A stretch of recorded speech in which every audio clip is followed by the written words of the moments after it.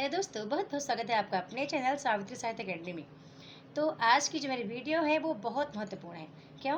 क्योंकि मैं आपको ये बताने वाली हूँ कि कितना भी आप कोर्स ज्वाइन कर लें, ठीक है, चाहे 5,000 का, 10,000 का, 2,000 का, 1,000 का, या मतलब आपके मन मुताबिक, यदि आप वो 3-4 चीज़ें फॉलो नहीं करते हैं कोर्स ज्वाइन करने के बावजूद भी, या सेल्फ अध्ययन कर रहे हैं और सेल्फ अध्ययन करते समय भी उन चीज़ों को फॉलो नहीं कर रहे हैं, तो समझ लीजिएगा कि आप खतरे में ही हैं। ठीक है, आपकी जो तैयारी चल रही है वो कहीं ना कहीं मतलब सही दिशा में नहीं है। एक बात आप नोट डाउन कर लो कि आपकी तैयारी कितने प्रतिशत हो चुकी है। मान लो कि इकाई 1 तैयार है तो आप 10% मान लो, या फिर 5% मान लो। इकाई 2 को आप 15% मान सकते हैं, इकाई 3 को आप मान सकते हैं 10%, फिर इकाई 4 को आप मान लें 5% तैयारी में। ऐसे इकाई 5 को, हर यूनिट को आप डिवाइड करके थोड़ा देखो ज़रा कि कितने प्रतिशत तैयारी हो चुकी है। ठीक है, फिर आप क्या डिवाइड करो, दूसरा चीज़ आप देखो कि आपका जो सिलेबस है ना, सिलेबस सिलेबस का पूर्व ज्ञान आपको कितना है। मतलब जो चीज़ अभी आ रही है ना, उस पर काम मुझे नहीं लगता कि आपको करना चाहिए। और यदि आपने इसके पहले कितनी बार पेपर दिया, ये भी आपको सोच के रखना है, आज ही सोचना है। आज आप मेरी वीडियो को स्किप मत करना। आप देखना वीडियो काफ़ी लंबी हो सकती है, क्योंकि आज मैं बहुत सारी वार्तालाप आपसे करने वाली हूँ, क्योंकि आज हमारे एप्लीकेशन पे छुट्टी है। ठीक है, एप्लीकेशन पे छुट्टी है, तो मुझे लगा कि मुझे इधर आ जाना चाहिए। ठीक है, इधर मुझे आना चाहिए, एक छोटी सी वीडियो मुझे शूट करनी चाहिए, चलना रहने दो, एक वीडियो मुझे शूट करनी चाहिए, सॉरी। ठीक है, तो फिर वही पहली चीज़, आपने अपना सिलेबस को समझ लिया कि कितने प्रतिशत तैयारी हो चुकी है। दूसरा, आपने ये देख लिया कि पूर्व ज्ञान कितना अच्छा था, एमए किए, बीए किए, वगैरह वगैरह। अच्छा, पूर्व ज्ञान की बात मैं क्यों करती हूँ? क्योंकि मुझे ऐसा लगता है कि एमए और बीए को क्या आपने गाइड से पढ़ा है? यदि हाँ पढ़े हैं तो प्लीज़ आप लिख देना। ठीक है, क्योंकि लगभग हम जब शादी ब्याह के बाद रेगुलर हम बहुत कम हो पाते हैं। कोई भी अपनी जो भी डिग्री डिप्लोमा हम प्राप्त करते हैं, लगभग प्राइवेट ही चलता है। तो मान्यता दोनों का उतना ही है, कोई ऐसा नहीं कि प्राइवेट कर लिए हैं तो आगे नहीं बढ़ेंगे। बस ये है कि कहीं ना कहीं वो घर पे पढ़ना और रेगुलर जाके पढ़ना, थोड़ा सा अंतर है दोनों में। तो यदि ऐसा है तो भी आप एक बार लिख देना भाई। ठीक है, और आपको ये भी लिखना है कि अभी हाल ही में जो आपने पेपर दिया था ना, कितने प्रतिशत से आप रह गए थे। और फिर उन प्रश्नों के बारे में आपको सोचना भी है कि कौन कौन से प्रश्न हैं जो आपसे नहीं बने थे। ठीक है, मैं तो अक्सर कहती हूँ, जब भी क्वेश्चन पेपर आता है तो मैं बोलती हूँ कि डाउनलोड करके उसको रखो, ताकि अगली तैयारी के लिए आपके काम में आए वो। अच्छा, एक बात आप गांठ बांध के रख लो कि अच्छा, इस बात पे मेरा एक बार बवाल भी हो गया था किसी टीचर से, कि ओल्ड पेपर के लिए जो बोलते हैं ना कुछ लोग, कि ओल्ड पेपर खूब लगाओ।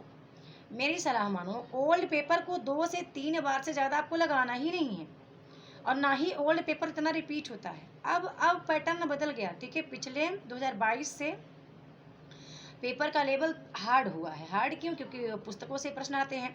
तो 2 से 3 बार लगा लोगे ना, मेरे ख्याल से 2 बार भी आप एकाग्रता से लगाते हैं और पेपर एग्जाम को लेकर सीरियस हैं, और ये आपको पता है कि परीक्षा आप दे क्यों रहे हैं, क्या नीड है इसकी, कितनी आवश्यकता है आपको नेट जेआरएफ के सर्टिफिकेट की। यदि ये बात पता है तब तो आप अच्छे से तैयारी करोगे। यदि ये दिखाना है कि हम नेट हैं, जेआरएफ हैं, हमने नेट क्वालिफाइड किया है, बस, तो फिर कह नहीं सकते। ठीक है, तो ओल्ड पेपर से मुश्किल से 10 प्रश्न तो चलो रिपीट होके आ जाते हैं, सेम सेम रहते हैं, लेकिन 15-20 क्वेश्चन ऐसे रहते हैं कि जो केवल वो टाइटल आते हैं, टाइटल क्या, यानी वही रचनाकार आ जाते हैं, और ये काम होता है इकाई 2 में। और बाकी हर प्रश्न नया होता है, और मैं आपको बता दूं कि 35 से 40 प्रश्न तो नए आते ही आते हैं, उससे भी ज़्यादा नए आते हैं। ठीक है, 40 से भी ज़्यादा नए प्रश्न होते हैं, बिल्कुल नए होते हैं।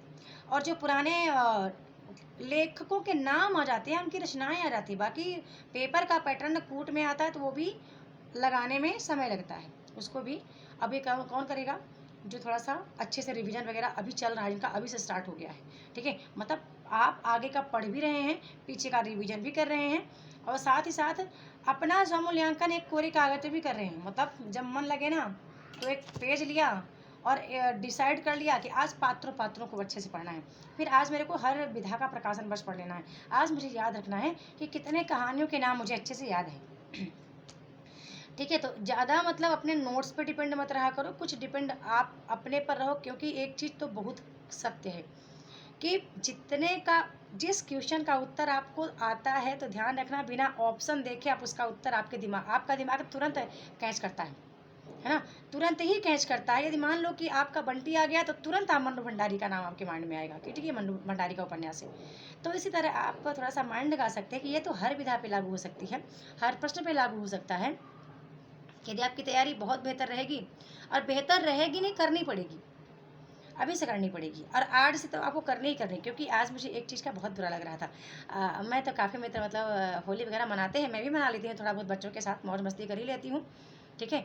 पर मेरे कुछ मित्र हैं जो कह रहे थे मैम हम होली विश नहीं कर रहे हैं आपको, या 2-3 हमारे ऐसे मित्र थे जो कि होली को लेकर एक भी उत्साहित नहीं थे। तो मैंने पूछ लिया कि क्या वजह है, क्यों आप उत्साहित नहीं हो, क्यों? तो उन्होंने कहा कि मैम दीदी से ले जाओ, उन्होंने कहा कि हम मैम सफल नहीं हो पाए हैं। तो मेरे मेरे अंदर एक निराशा है कि हम 2-2 3-3 बार एग्ज़ाम को दिए, हम उस सफलता को हासिल नहीं कर पाए हैं।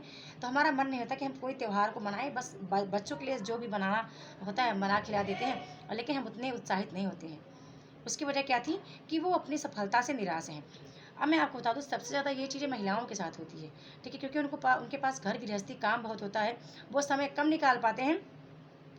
मैं समय कम निकालती थी, मैं आपको इस वीडियो पे तो नहीं बता पा रही हूँ, ठीक है, काफ़ी वीडियो बड़ी हो जाएगी। मैं एक वीडियो जल्दी ही शूट कर दूँगी कि मैंने कब कब समय निकाला था पढ़ने के लिए, या फिर आज भी मैं कब समय निकालती हूँ, मेरे लिए कब निकालती हूँ पर्सनल।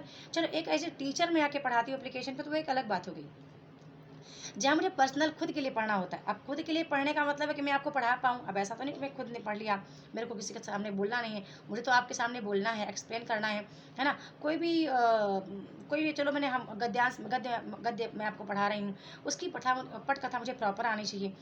तो इस तरह से यदि आप भी यदि पढ़ेंगे, सोचेंगे कि हम अपने लिए तो पढ़ रहे हैं, पर इसको मुझे किसी और के साथ एक्सप्लेन करना है, काश कि आप आईने के सामने बोलने का प्रयास करो, ठीक है। या तो अपने मोबाइल पे कैमरे के सामने बोलने का प्रयास करो। काफ़ी मित्र हैं जो अपना पीसी तक शेयर करते हैं कि मैम देखिए ना, हम जब आप पढ़ा चुकी होती हैं तो अपने पीसी पे उसी बात को आपके शब्द, जिस तरह आप अपने शब्दों में बोली हैं, उसी को हम बोल के और रिकॉर्ड करते हैं, ठीक है ना। तो कुछ चीज़ें हैं, आप फिर से एक बार मैं रिवाइज बोल देती हूँ कि 2-3 चीज़ें तो आप गांठ बांध के रखो। ओल्ड पेपर 2 से 3 बार लगाना, ज़्यादा ओल्ड पेपर पे बिलीव मत करना कि ओल्ड पेपर ही छप के आ जाएगा, ठीक है। कॉन्सेप्ट आपको मिल जाएगा ओल्ड पेपर के थ्रू कि चलो इस पैटर्न का प्रश्न आ रहा है, और हमें भी अपने जो हमारे सिलेबस हैं, हमें अपने सिलेबस में इस पैटर्न के प्रश्न पर बढ़िया काबू पा लेना है, ठीक है। कि ऐसा प्रश्न यदि बनेगा किसी और विधा से, कोई और रचना से, कोई मतलब और प्रश्न आता है तो हम कर लेंगे बस। तो प्रश्न एक आईने का काम किया, दर्पण का काम कर दिया आपके सामने कि चलो इस तरह के प्रश्न आएंगे तो हम कर लेंगे, ठीक है। कॉन्सेप्ट पे काम करना, कॉन्सेप्ट जितना अच्छा क्लियर होगा।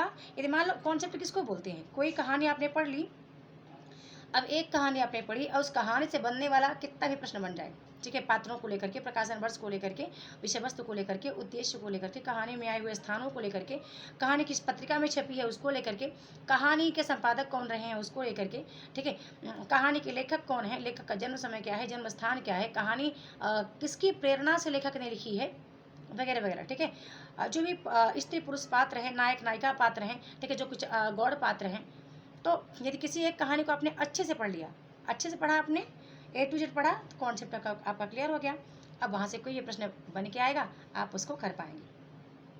तो यही चीज़ मैं अक्सर आपसे बोलती रहती हूँ। मैं यहाँ पे क्लास कम लेके आ पाती हूँ क्योंकि रिस्पॉन्सिबिलिटी मेरी कुछ अलग जगह पे बढ़ जाती है, और बढ़नी भी चाहिए, क्योंकि कुछ लोग हैं जो कि इतना ट्रस्ट करके आते हैं, खासकर वो महिलाएं। और मैंने आपसे पहले भी कहा मेरी वीडियो पे, मुझे वो महिलाएं बहुत अच्छी लगती है जो आत्मनिर्भर हो गई हैं, ठीक है, जो अपने पैरों पे खड़ी हैं, जिनको किसी के सामने हाथ फैलाने की आवश्यकता नहीं है। बेहद अपने श्रीमान जी कितना भी कोई कमाते हो, ठीक, किसी के भी, है ना। तो आत्मनिर्भर बनना मुझे बहुत अच्छा लगता है, और ये मेरी शुरू से ख्वाहिश रही है, आज की नहीं है।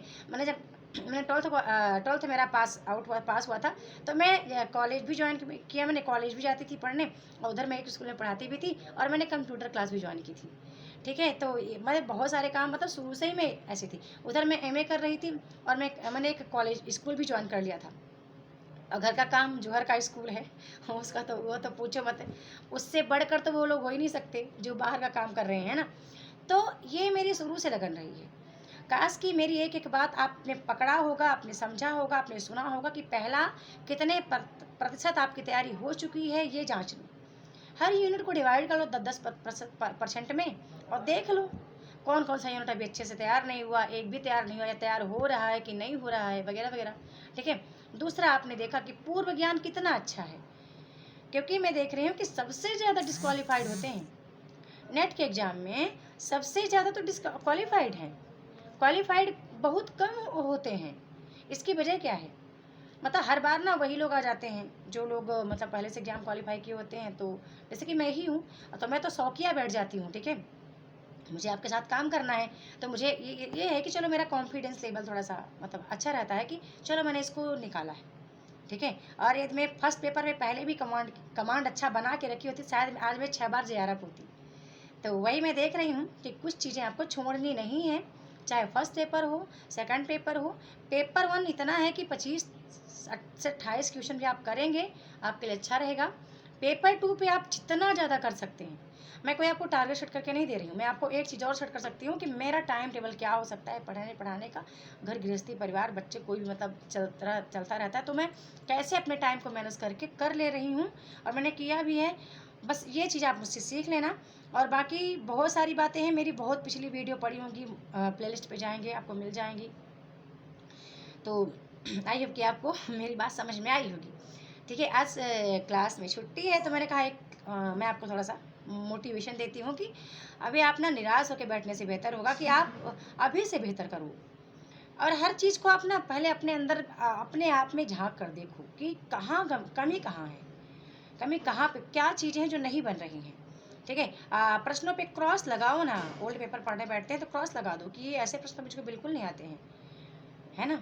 इस तरह से करेंगे तो आपको अच्छा लगेगा। और हर दिन आप करो, मैं नहीं बोलती आप गैप करके पढ़ो, आप हर दिन पढ़ो, जितना आपको समय मिले उतना पढ़ो। सोशल मीडिया तो लाइफ टाइम तक रहेगा, ये मुझे लगता है कि ख़त्म होने वाला है, क्योंकि इसका जाल इतना ज़्यादा फैल गया है कि यहाँ पे टाइम देने से बेहतर है कि आप अपने करियर पे ध्यान दो। ये मिल करियर सुधर जाएगा ना, तो फिर तो पता नहीं आप ही मीडिया पे छा जाएंगे, है ना। आप लोग आपको देखना पसंद करेंगे। अच्छा लगता है कोई सक्सेसफुल है, कोई स्ट्रगल करता है, तो उनको कहते हैं ना कि हम कॉपी करते हैं, हम भगवान राम की कॉपी करते हैं, हम कृष्ण की कॉपी करते हैं, हम राधा कृष्ण से प्रेम सीखते हैं, हम मर्यादा भगवान श्री राम से सीखते हैं।